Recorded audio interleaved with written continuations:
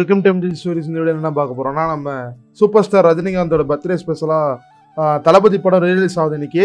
சரி, இந்த படம் நான் வந்து ஒரு 3 நாள் முன்னாடியே பார்த்துட்டேன். இந்த படத்தில் எனக்கு பிடிச்ச விஷயத்தெல்லாம் ஷேர் பண்ணலாம். ஏன்னா நான் ஒரு 2016-15 டைமில் பார்த்தேன். கிட்டத்தட்ட ஒரு 10-11 வருஷம் கழிச்சு திரும்பி பார்க்குறேன்னு வச்சுக்கோங்களேன் நம்ம சூப்பர் ஸ்டாரோட படம்.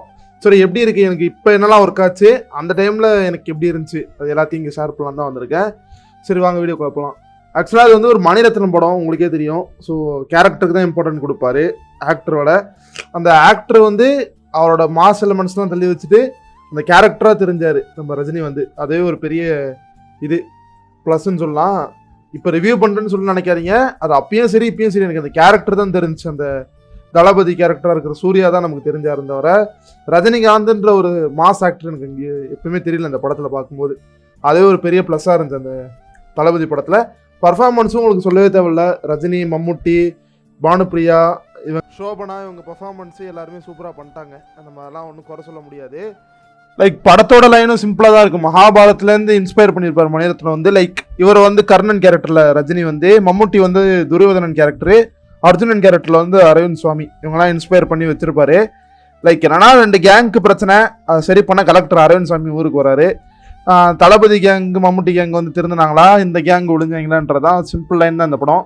சிம்பிள் லைனாக இருந்தாலும் ஓகே, இப்போ பார்க்கும்போது ஒரு ஓகேவான படமாக இருக்குது. படத்தில் இப்போ எனக்கு என்ன ஃப்ளாவாக படுதுன்னா, ஒரு சில விஷயம்லாம் ஸ்பூன் ஃபீட் பண்ணியிருக்காங்க. அப்போ இருக்கிற ஆடியன்ஸுக்கு வந்து அது நல்லா இருந்துக்கலாம். ஆனால் இப்போ இருக்கிறது கொஞ்சம் ஸ்பூன் ஃபீட் பண்ணாமல் இருந்துச்சு. என்னன்னா, உங்கள் அம்மா பேர் என்ன, அப்பா பேர் என்னன்னு சொல்லிட்டு அந்த சீன் மட்டுமே ஒரு 4 தடவை வந்திருக்கும். ரஜினி கிட்ட கேட்டிருப்பாங்க, இவர்கிட்ட சூர்யா கிட்ட. தெரியாது தெரியாது தெரியாது. அந்த சீனில் ஆக்டிங்லாம் சூப்பராக பண்ணியிருப்பார் ரஜினி, அதை நம்ம குறை சொல்ல முடியாது. ஆனால் அந்த சீனை வந்து நம்ம திரும்பி திரும்பி திரும்பி வரும்போது இதான் எனக்கு தெரியுமே, எதுக்கு திரும்பி திரும்பி ஸ்பூன் ஃபிட் பண்ணுறீங்க மணி சார் அப்படின்னு நம்ம தான் எனக்கு இருந்துச்சு. ஆனால் மிச்சப்படி நமக்கு அந்த பாட்டு எல்லாமே ராஜா சார் தான் சொல்லுவாங்களே, ஒரு பாட்டும் கோல்டுங்க, எல்லாமே நல்லாயிருக்கும். ஓப்பனிங்கில் அந்த சின்ன தாயல் பாட்டும் நல்லாயிருக்கும். சின்ன தாயவல் அந்த ராசா. உனக்கு அறிவு இருக்கா?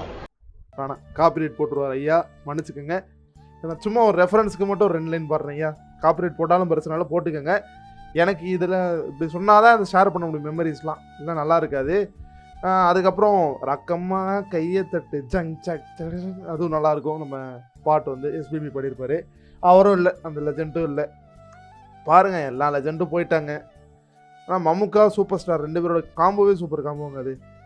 லைக் ஆனால் இப்போ பார்க்கும்போது எனக்கு இது ரொம்ப சிம்பிளாக இருக்குது. இவங்க ஃப்ரெண்ட்ஷிப் இன்னும் ஜஸ்டிஃபை பண்ணியிருக்கலாம்னு போல. அந்த பாட்டில் ஜஸ்டிஃபை பண்ணியிருப்பாங்க. இந்த பாட்டு பந்தம் என்ன சொந்தம் என்ன போனால் என்ன வந்தால் என்ன, அந்த பாட்டில் வந்து சூப்பராக ஜஸ்டிஃபை பண்ணியிருப்பாங்க.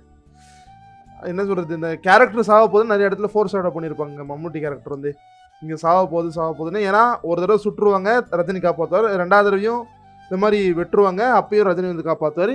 3வது தடவை அரவிந்த் சாமிகிட்ட பேசிட்டு இருக்கும்போது ரஜினி வந்து காப்பாற்றுவார். அப்போ தான் சாவர் நமக்கு ஒரு 2 தடவை ஃபோர்ஸ் ஆட் பண்ணிட்டாங்க. திரும்பி அதை ஃபோர்ஸ் ஆட் பண்ணியிருக்கலாம். நம்ம ஒரு தடவை பண்ணது ஓகே, திரும்பி ஃபோர்ஸ் ஆட் பண்ணும்போது ஓகே, மம்முட்டி கேரக்டர் சாக போகுது, திரும்பி காட்ட வேணான்ற மாதிரி அதுவும் கொஞ்சம் லைட்டாக இதுவாக தான் ஆச்சு. ஸ்பூன் ஃபிட்டிங் சொல்ல மாட்டேன், ரெப்பிட்டேட்டிவாக ஃபீல் ஆச்சு. அதே மாதிரி பானுப்பிரியாவை வீட்டுக்குள்ளே கூப்பிட்டு வருவார். இந்த மாதிரி அவங்கள ரொம்ப அசிங்கப்படுத்துவாங்களா.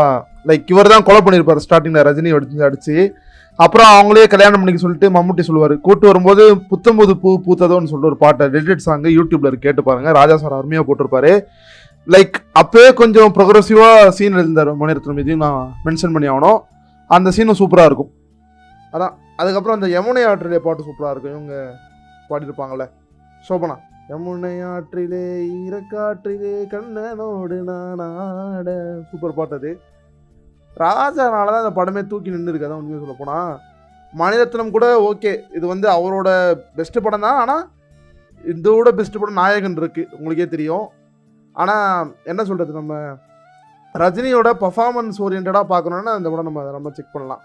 அந்த என்ன சீன் சொன்னோன்னா, இந்த இவன் சூர்யா இப்படி தான் இந்த மாதிரி பிரச்சனை பண்ணுவேன், ரவுடித்தனம் பண்ணுவேன் அப்படின்னு சொல்லிட்டு சண்டை போடுவார். இங்கே வந்து சோபனா கிட்ட இந்த சீன் சூப்பராக இருக்கும். அப்புறம் அந்த வளையலை மிரட்டி வாங்குவார். அந்த லவ் ட்ராக்லாம் குட்டியாக இருந்தாலும் சூப்பராக பண்ணியிருப்பார். அதுக்கப்புறம் நட்பனானன் தெரியுமா, சூர்யானன் தெரியுமா, தேவானன் தெரியுமா, அந்த சீன் சூப்பர் சீனு. அப்புறம் கடைசியில் வந்து வில்லனவை கொலை பண்ணுவார்ல, என் நண்பனை கொன்னுட்டியடா, தேவாவை கொன்னுட்டியடா அப்படின்னு சொல்லிட்டு அந்த சீனு சூப்பராக பண்ணியிருப்பார். ரஜினியோட ஆக்டிங் ஸ்கோப்பை வெளில கொண்டு வந்ததுக்காகவே நான் பாராட்டுவேன் மணி சாரை. இப்போ பார்ப்போம், திரும்பி மணிரத்னமும் ரஜினியும் பண்ணுறாங்கன்னு சொல்கிறாங்க. திரும்பி இந்த ஆக்டிங் வெளியே வருதான்றதை நான் ஆசைப்பட்றேன். தக் லைஃப் வருது நம்ம மணி சாருக்கு, எப்படி பண்ண போகிறான்னு சொல்லிட்டு இல்லை. அதே மாதிரி நம்ம சூப்பர் ஸ்டார் எடுத்துக்கிட்டா இன்னைக்கு ஜெயிலர் 2 அப்டேட் வருதுன்னு சொன்னாங்க, வருதான்னு சொல்லிட்டு பார்ப்போம். அதே மாதிரி கூலி படம் வருது, எப்படி இருக்குன்னு சொல்லிட்டு பார்ப்போம். இந்த படம் வந்து தேட்டருக்குள்ளே ரீரிலீஸ் ஆகுது, பார்த்துட்டு சப்போர்ட் பண்ணுங்கள். எனக்கு ஆனால் இப்போ படத்தை பற்றி பெருசாக குறை சொல்ல மனசு வரல. பட் ஆனால் ஓகே. ஆனால் நம்ம அப்போ பார்க்கும்போது இப்போ ஒரு சில குறைகள் இருக்க தான் செய்யும். ஏன்னா அது 90s வந்த படம். 2024னா எவ்வளோ வருஷம் நம்ம முன்னேறி போயிட்டோம். கொஞ்சம் பின்னாடி பார்க்கும்போது கொஞ்சம் குறைகள் இருக்க தான் இருக்கும். அதை நம்ம அட்ஜஸ்ட் பண்ணிட்டு தான் ஆகணும். ஓகேங்களா? இதோட இந்த வீடியோ நான் முடிச்சுக்கலாம். நன்றி.